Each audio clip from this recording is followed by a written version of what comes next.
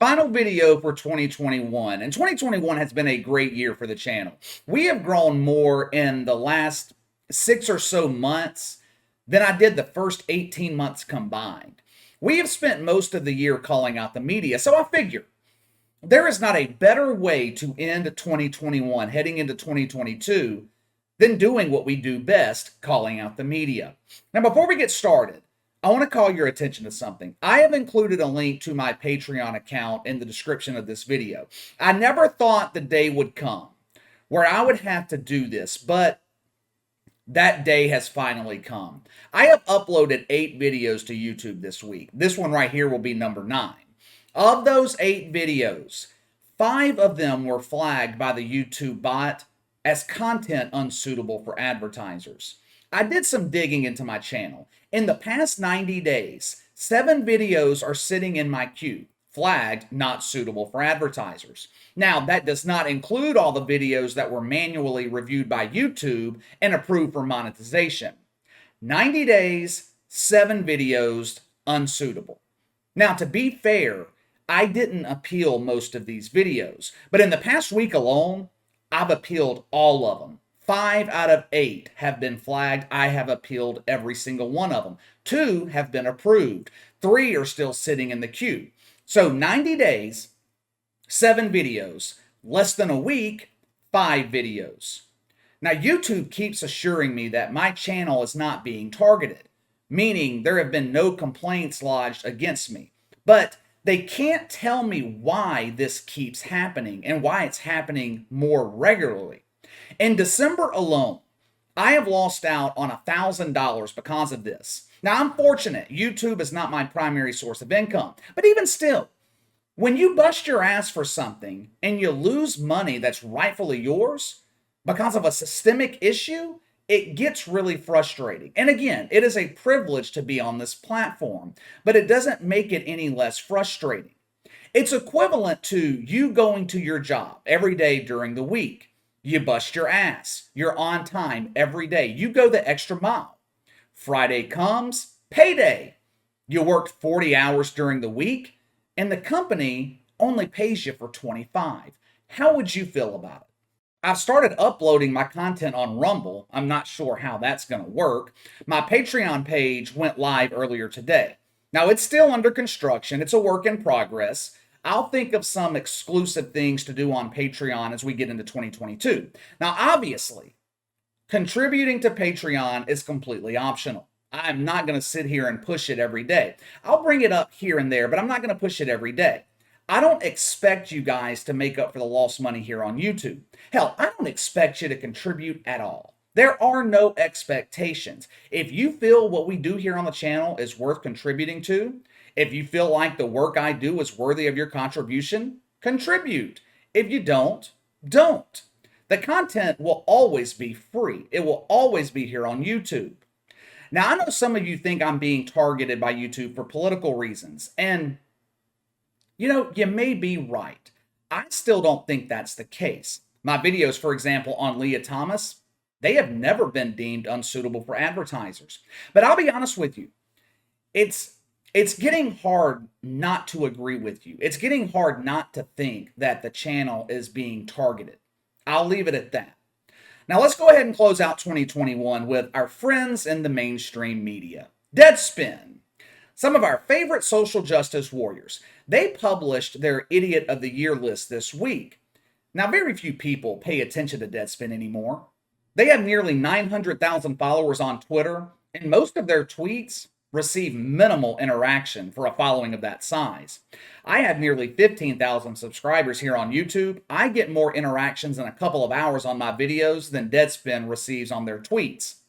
Now, Jon Gruden won the prestigious Deadspin Idiot of the Year award, for obvious reasons. I don't need to sit here and explain to you why the woke at Deadspin believe Jon Gruden is the biggest idiot of 2021. If I were Jon Gruden, I'd wear it like a badge of honor.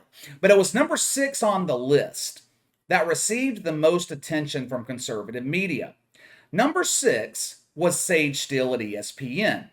Now, Deadspin could have picked from a variety of reasons to include Sage Steele on this list. Let's use the logic of an SJW here for a second. Sage Steele pushed back against the vaccine mandate at ESPN. She was removed from ESPN Airways for a week or so because she was outspoken about them forcing her to get vaccinated.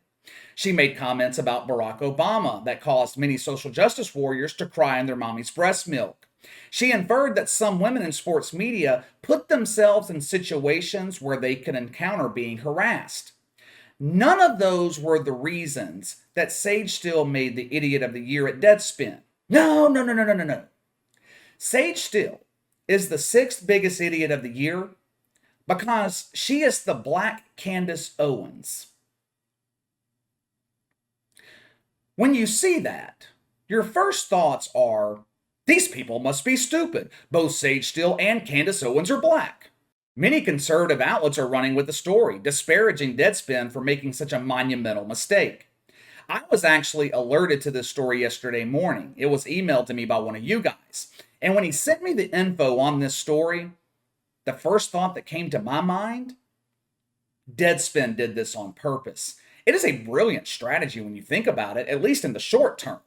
Deadspin has been dying a slow, painful death for years. Back in 2019, many of their staffers abruptly quit. They got tired of the bullshit.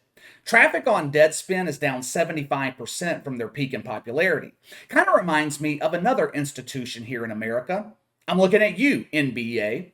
Deadspin can't pay people to visit their site. It serves absolutely no purpose. The only good thing about Deadspin, it provides me with an endless supply of content. I could sit here and upload videos every day talking about the lunatics at Deadspin. What better way to increase your site traffic than by creating your own controversy? Writers at Deadspin may lack common sense, but they're not colorblind. They know Candace Owens is black. They know Sage Steele is black. They did this on purpose. They did it because they knew sites like Outkick would run with the story. And Deadspin, in return, would receive an influx of traffic they wouldn't otherwise get. And that is exactly what's happening. Like I said, it's a brilliant strategy in the short term. But it also highlights the reason why there's no credibility in the mainstream media. In the past, journalists largely remained behind the scenes. They didn't want to be the star. Their job was to elevate the actual stars.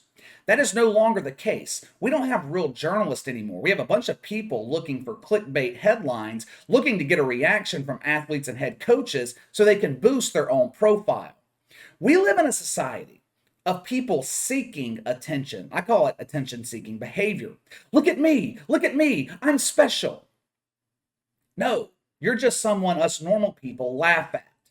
Take Juliet Pennington, for example. Juliet Pennington is a reporter at the Boston Globe. She's not a sports reporter, so I have no idea why she's attending a post-game press conference with Bill Belichick. Last Sunday, Patriots lose to the Bills in a game that could end up deciding the AFC East. There are many questions a journalist could ask Bill Belichick after that game. How do you approach the inconsistency on offense? Josh Allen lit up your top-ranked defense. How would you approach him differently if you meet in the playoffs? You get the point. There are plenty of sports-related questions you could ask Bill Belichick. Here is what Juliet Pennington asked him. Hi, football aside, sorry, but I'm doing a story about New Year's resolutions, and I was just wondering if you had any you wanted to share with your fans and our readers? Yeah, no, not right now. Okay. Now, Juliet Pennington's not a sports reporter, so I could cut her some slack here. She's doing a story on New Year's resolutions. She works at the Boston Globe, so I guess it kind of makes sense to ask Bill Belichick about his New Year's resolution. Belichick's answer got the attention of the virgins on Twitter. Juliet Pennington started to gain some recognition, some notoriety for even asking the question in the first place. Should have been end of story. Question asked and answered. Fast forward to this morning. Here we go again. Yeah, and then as a follow-up, it's New Year's Eve day. Have you had a chance to consider any New Year's resolutions since I asked you on Sunday? Yeah, they would all be personal, so it probably wouldn't mean anything to you anyway. Who gives a shit about Bill Belichick's New Year's resolution? I mean, who gives a shit about anybody's New Year's resolution? It'll be broken by Monday. What the hell does Belichick's New Year's resolution have to do with Week 17 in the NFL? Nothing.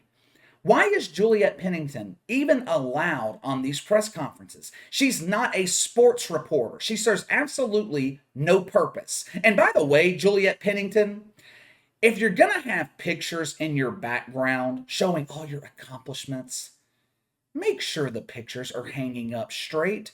Your middle picture's crooked. This is the type of investigative journalism we have in 2021. A lot of people right now, they are piling on Dennis Dodd, dude who covers college football at CBS. He called out South Carolina for what was essentially product placement. They poured Duke's mayonnaise on South Carolina head coach Shane Beamer after their bowl win in the Duke's Mayo Bowl. Many are calling Dennis Dodd a Scrooge for ruining the fun. But, I happen to agree with him. He has been complaining about college bowl games for years, and I happen to agree 100%. I told you guys the other day, bowl games in college football are nothing but a cash grab. This is a prime example. A cooler full of Duke's mayonnaise just happens to be available to pour on the winning head coach. I don't mind the kids having fun with their coach. It's not their fault that college bowl season is meaningless, watered down. Hell, half the teams this year didn't even want to participate in the bowls. They used the COVID to get out of it. Anyway, I hope you guys have a great New Year's. I'll probably be back at some point tomorrow. We're going to have a great 2022 here on the channel. The issues here on the platform, they are not going to get me down. We will get it resolved eventually. Patreon link is in the description below. Like I said, if you want to contribute, feel free to do so. I would appreciate it if you did. If you don't, you can always support by sharing the content. There's more than one way to support the channel. I appreciate everything you guys have done for me this year. Last year at this point, I think I had, 1,500, maybe 2,000 subscribers. I would be excited last year if a video got 500 views. Most of the time, we're getting 500 views in the first hour now. Maybe by this time next year, we'll have 50,000 subscribers. That's the goal anyway, 50,000 subs by the end of 2022. I know it's a lofty goal, but I think we can get it done. Hell, I didn't think we would reach 14,000 by the end of this month, and we're knocking on the door of 15,000, so we can get it done. It's going to be a great year. I'm excited about 2022. You guys be careful tonight, and I will see you next year.